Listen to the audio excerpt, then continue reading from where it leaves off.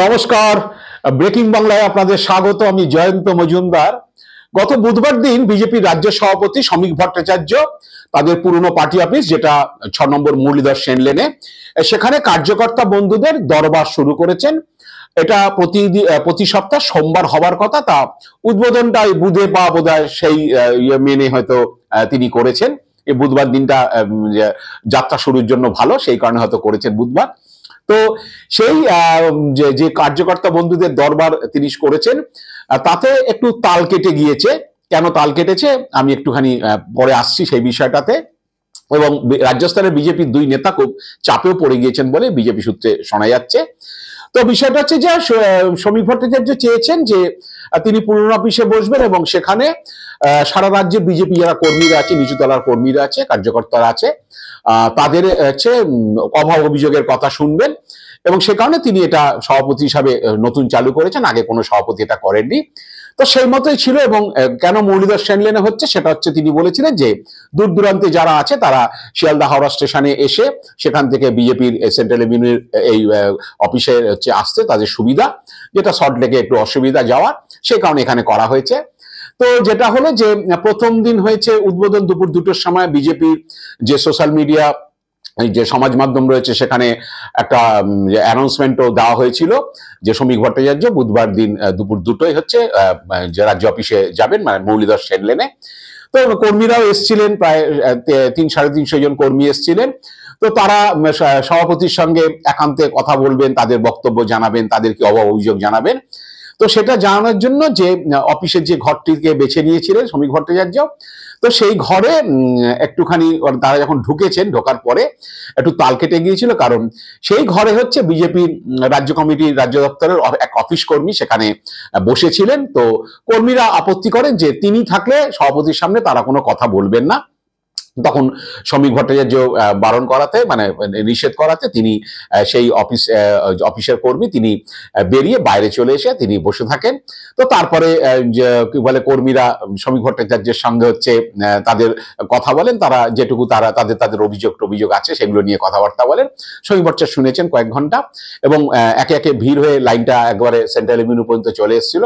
একে একে যারা সুযোগ পেয়েছেন তারা হচ্ছে দেখা করেছেন। আবার অন্যদিন হয়তো অন্য কেউ আসবেন। তো বিষয়টা হলো যে এই একজন রাজ্য দপ্তরের অফিস কর্মী ওই দরবার হলে, যেখানে শ্রমিক ভট্টাচার্য কর্মীদের কথা শুনেছেন, সেখানে বসে থাকা নিয়েই হচ্ছে প্রশ্নটা উঠেছে যে তাহলে কি কর্মীরা সভাপতির কাছে কি অভিযোগ করছে সেগুলো জানার জন্যই তিনি এসেছিলেন, কারণ তার নাকি ওই অফিসে আসার কোনো কথাই নয়। এবং পরবর্তীকালে যেটা শোনা যাচ্ছে যে রাজ্য বিজেপির দুই প্রভাবশালী নেতা যারা এখন রয়েছেন বর্তমান রাজ্য কমিটিতে, তাদেরই কেউ নাকি তাকে পাঠিয়েছিলেন যে সভাপতির সামনে কে কি বলে, মানে কোন মণ্ডলের লোক বা কোন জেলা কমিটির লোক, তারা কি অভিযোগ করেন সেগুলো শুনতে, এবং তারা সেটা যাতে তিনি তাদের কাছে কানে পৌঁছে দিতে পারেন, এইটার জন্য নাকি হয়েছিল। তো সেটা হয়নি। যাই হোক, শ্রমিক ভট্টাচার্য সেটা করতে দেননি, তিনি আগেই বার করে দিয়েছেন। এখন বিষয়টা হচ্ছে যে শ্রমিক ভট্টাচার্য দরবার শুরু করার পরে এখন বিজেপির অন্দরে কানাঘুষো যেটা শোনা যাচ্ছে যে দুই প্রভাবশালী নেতা খুব চাপে রয়েছেন। কারণ গত কয়েক বছর ধরে আমরা জানি, বা বিজেপির কর্মীরাও জানেন, যে বিভিন্ন সময় যখন মন্ডল কমিটি তৈরি হয় বা জেলা কমিটি তৈরি হয়, তখন হচ্ছে যারাই অসন্তুষ্ট হন, যারাই জায়গা পান না, তারা কিন্তু হচ্ছে ঘুরিয়ে ফিরিয়ে হচ্ছে এই নেতার দিকেই হচ্ছে আঙুল তোলেন যে এদের কারসাজিতেই নাকি হচ্ছে তারা বাদ পড়ে গেছেন, এবং এই কমিটি তৈরির পেছনে এই দুজনের হাতযশ আছে। কোনো কোনো ক্ষেত্রে ইন্ডিভিজুয়াল এক একজনের নাম করা হয়। তো এরকম একটা অভিযোগ রাজ্য বিজেপির যারা নিচুতলার যারা কর্মীরা আছেন, মাঝারি তলার কর্মীরা আছেন, জেলা স্তর বা মন্ডল স্তরে, তাদের এই একটা অভিযোগ রয়েছে বা তারা করে থাকেন। কিছু একটা অঘটন ঘটলেই তারা বলেন যে এই দুজনেরই হাতযশ আছে। তো এখন সেই কারণেই হচ্ছে তাদের বিরুদ্ধেই শ্রমিক ভট্টাচার্যের কাছে কর্মীরা অভিযোগ করবেন কিনা সেটা জানার জন্যই হয়তো কাউকে পাঠানো হয়েছিল। এটাই এখন বিজেপির অন্দরে চর্চা বা বিজেপির অন্দরে শোনা যাচ্ছে। তো ব্যাপারটা হলো যে কর্মীদের এই অভিযোগের কারণটা কি, আপনারা জানেন যে সামনে ভোট আসছে এবং হচ্ছে সবাই জানেন যে এই ভোটে প্রচুর টাকা যা বিজেপি খরচা করবে ক্ষমতা আসার জন্য। কিছুটা তারা মরিয়া 21 সালের মতো, 21 সালেও হয়েছিল মরিয়া, 21 সালেও খরচ হয়েছিল, যাই হোক সেটা সম্ভব হয়নি, 77 সময় আটকে গিয়েছিল। তো এবারও বিজেপি খরচ করবে।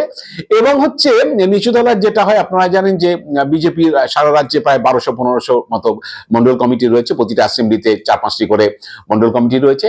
কারণ হচ্ছে এবার এই টাকাটা নিচুতলা পর্যন্ত যাবে, মাঝারিতলা জেলা কমিটি এবং নিচুতলা বুথ লেভেলের যে খরচাটা হবে সেগুলো সব নিচুতলা মন্ডল কমিটি দেখাশোনা করবেন। কারণ একটা অ্যাসেম্বলিতে গড়ে 350 বুথ থাকে, কোনো কোনো অ্যাসেম্বলিতে 300-র বেশিরও বুথ থাকে। তো আমি যদি গড় 300 ধরে নিই, তাতে যে 4-5টা কমিটি আছে সেই কমিটির মেম্বাররাই হচ্ছে এই 300 বুথের খরচটা করবেন। এবং পরিষ্কার কথা হচ্ছে এত কমিটিতে থাকার মোহ হচ্ছে একটাই, অন্য কোনো কারণ নয়। কেউ হচ্ছে একেবারে নিবেদিত পান না যে টাকাটা আসবে, খরচা হবে, আর কিছু কিছু একটা সংখ্যক কর্মী থাকেন তারা পার্টির জন্য, পার্টিকে ভালোবাসেন, তাদের হয়তো টাকা পয়সা পাওয়া টাওয়া ব্যাপার বা কি খরচ হচ্ছে না হচ্ছে তারা ওইসব বিষয়ে মাথা ঘামান না। কিন্তু একটা অংশ আছেন যারা হচ্ছে এই টাকাটা আসবে, এই টাকাটা আমাদের মাধ্যমেই খরচ আসবে, মন্ডল কমিটিতে থাকতে পারলে, জেলা কমিটিতে থাকতে পারলে, কোনো একটা কমিটির মাধ্যমেই তো হবে, সেই জন্য এত হচ্ছে হইচই মারপিট, কি বলে বচসা, ঝামেলা, দ্বন্দ্ব এইসবগুলো থাকে। এটা বিভিন্ন অন্য রাজনৈতিক দলও কম বেশি থাকে। তো এখন বিজেপিতে এটা যেটা শ্রমিক ভট্টাচার্য বুঝতে পেরেছেন যে অনেক কমিটি, সব কমিটি তৈরি হয়ে গিয়েছে, জেলা কমিটিও তৈরি হয়ে গেছে, মন্ডল কমিটি তৈরি হয়ে গেছে, এবং প্রচুর জায়গায় এরকম ক্ষোভ বিক্ষোভগুলো রয়েছে। অনেকেই হচ্ছে আসতে পারেননি কমিটিতে, তিনি ভাবছেন হয়তো যে কাজ তো করবো কিন্তু খিটটা তো অন্য লোক খেয়ে যাবে, এটা তাদের মধ্যে আসতেই পারে বা আসছে অনেকের মধ্যে যে খিটটা তাহলে খেতে দেবো না, বা এইরকম কমিটি করেছে, আমাদের বঞ্চিত করা হয়েছে, আমাদের ঘরে বসিয়ে রাখা হয়েছে, আমাদের কোনো কাজ দেওয়া হয় না, আমাদের কোনো কমিটিতে রাখা হয়নি। এবং ওই সেই ঘুরে ফিরে সেই রাজ্য কমিটির দুই প্রভাবশালী নেতা, তাদের নামে অভিযোগ যে তাদের গোষ্ঠীতে থাকলে তবে কমিটিতে ঢোকা যাবে, না হলে ঢোকা যাবে না, এইসব অভিযোগ থাকে। এগুলোই আসবে, শ্রমিক ভট্টাচার্যের কাছে নতুন কিছু আসবে না। তো এখন ব্যাপার হচ্ছে যে টাকা পয়সাগুলো নিচু স্তরে আসলে সেটা তার হাওয়ায় কাউকে দিয়ে দেওয়া হবে না, কমিটি মেম্বারই পাবেন, তারাই খরচ খরচা করবেন, আর তারপরে যা হওয়ার হবে, ভোটের রেজাল্ট ফেজাল্ট। তো এখন যেটা জানা যাচ্ছে যে এই গোয়েন্দাগিরিটা শ্রমিক ভট্টাচার্যের ঘরে যে ঢুকে গোয়েন্দাগিরি করার জন্যই নাকি সেই অফিস কর্মীকে পাঠানো হয়েছিল। তো এখন এই গোয়েন্দাগিরিটা ধরা পড়ে গিয়েছে প্রাথমিকভাবে। তো এখন শ্রমিক ভট্টাচার্যর এই পদক্ষেপ নিয়ে অনেকেই মনে করছেন যে শ্রমিক ভট্টাচার্য তো বুঝতে পারছেন যে প্রচুর নিচু তলাতে ক্ষোভ আছে। যেমন এক কর্মী এসে বলেছেন যে 2019 সালে আমার বাড়িতেই পার্টি অফিস হয়েছিল ভোটের সময়, তারপরে এখন আর আমাকে ডাকাও হয় না, কোনো কমিটিতেও রাখা হয় না, সুতরাং হচ্ছে আমি কি কাজ করব, কোথায় কাজ করব কিছুই জানি না। এরকম নানান জন অনেকে বলেছেন যে অনেক অপদার্থ অকর্মণ্য লোক কমিটিতে বসে আছে, যাদের কোনো পাত্তা পাওয়া যায় না, যাদের কোনো অ্যাক্টিভিটিস নেই, তারা কমিটিতে, তাদের নাম ঢুকিয়ে দেওয়া হয়েছে, তারা কমিটিতে রয়েছে, অথচ আমরা নেই, এই ধরনের মূলত অভিযোগগুলো। এখন শ্রমিক ভট্টাচার্য বোধহয় এগুলোকে একটুখানি বোঝার চেষ্টা করছেন যে বিভিন্ন জেলায় একটু ভাত চিপলে, একটা ভাত চিপলে যদি হাড়ির ভাতগুলো কেমন অবস্থা বোঝা যায় সেটা বোঝার চেষ্টা করছেন। কিন্তু অনেকেই যেটা বলা বলি করছেন যে আসলে কি শ্রমিক এইটা বুঝতে চাইছেন যে যেই দুই প্রভাবশালী নেতাদের বিরুদ্ধে অভিযোগটা ওঠে, যে দুই নেতার বিরুদ্ধে অভিযোগটা ওঠে, আসলে অভিযোগগুলো কি? কারণ এই কমিটিতে নাম ঢোকা নিয়ে, কমিটিতে নাম থাকা নিয়ে, কারণ হচ্ছে বিজেপিতে নানান ধরনের হচ্ছে নেতাদের বিরুদ্ধে অভিযোগ হচ্ছে। সেটা আমি পার্টিকুলার কারোর জন্য বলছি না, কোনো কোনো সময় টাকা পয়সা সংক্রান্ত বিষয়ে অভিযোগ করা হয়েছে যে এরকম এদের গোষ্ঠীতে থেকে টাকা পয়সা দিয়ে সব কমিটিতে ঢুকছে অমুক তমুক, আবার কোনো কোনো সময় অন্য কিছু ব্যবস্থা, আমি সেগুলো বিস্তারিত বলছি না, এইসব করে অভিযোগগুলো আছে। তা শ্রমিক হয়তো সেগুলো বোঝার চেষ্টা করছেন যে এক্স্যাক্টলি কর্মীরা বা যারা ভুক্তভোগী বা যারা একদম নিচু তলায় বা মাঝারি তলায় আছেন, তারা কি কি সন্ধান পেয়েছেন বা কি অভিযোগটা করছেন, এক্স্যাক্টলি সেই অভিযোগটার ভিত্তি কি, সারবত্তা কি, সেটাই তো বোঝার চেষ্টা করছেন। এবং মূলত অভিযোগটা কাদের বিরুদ্ধে এবং কেন, তার কোনো প্রমাণ আছে কিনা, এই কারণেই হচ্ছে অনেকে বলা বলি শুরু করেছেন তাহলে কি এবার শ্রমিক ভট্টাচার্য ঝুলি থেকে বেড়াল বার করার চেষ্টা করছেন। জানি না এখন শ্রমিক ভট্টাচার্য সত্যি সত্যি বেড়াল বার করবেন না, নাকি বেড়ালটা বান্না করে বেড়ালটা সম্পর্কে খোঁজ খবর হয়তো নিয়ে নিচ্ছেন, কর্মীদের কাছ থেকে নেওয়ার চেষ্টা করছেন। সেই কারণে হয়তো যা কোনো বিজেপি রাজ্য সভাপতি করেনি তাই হয়তো তিনি করতে চাইছেন, যে অ্যাকচুয়ালি পালসটা কি, জেলা কমিটির লোকদের বা মন্ডল কমিটির লোকদের বিরুদ্ধে কর্মীরা কি মনোভাব পোষণ করছে, এই অবস্থায় এদের নিয়ে ইলেকশনে লড়াই যাবে কিনা, এইরকম একটা ছত্রভঙ্গ অবস্থায়। যদিও শ্রমিক ভট্টাচার্য বলেছেন মিডিয়ার কাছে যে এটা কোনো দরবার নয়, কারণ তিনি ছোটবেলা থেকেই জনতার দরবারে আছেন। এটা আলাদা করে দরবার করার কোনো দরকার হয় না। কর্মীদের মনের কথা শুনবেন, মনের কথা জানবেন এবং তাদেরকে উজ্জীবিত করবেন যাতে আগামী দিনে ভোটে তারা এক হয়ে লড়তে পারে, এটাই তার মোদ্দা কথা।